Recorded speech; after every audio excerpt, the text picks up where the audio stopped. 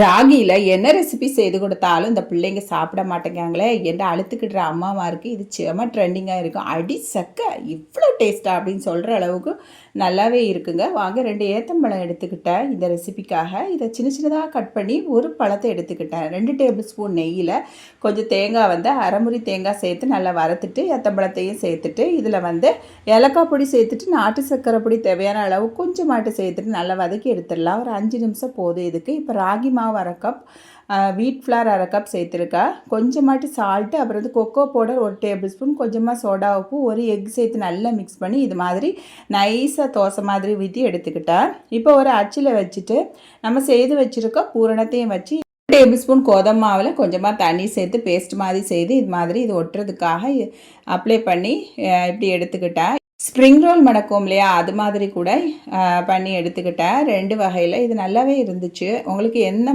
மெத்தடில் வேணுமோ அது மாதிரி பண்ணி எடுத்துக்கலாம். கொஞ்சமாக தவாவில் நெய் சேர்த்துட்டு இது மாதிரி ஒரு 3 நிமிஷம் அப்படி 2 பக்கமும் திருப்பி எடுத்துக்கிட்டேன். இப்போ நியூட்டெல்லாம் கொஞ்சமாட்ட அப்ளை பண்ணிவிட்டு சாப்பிட்டா செம்ம எம்மியாக இருந்துச்சு.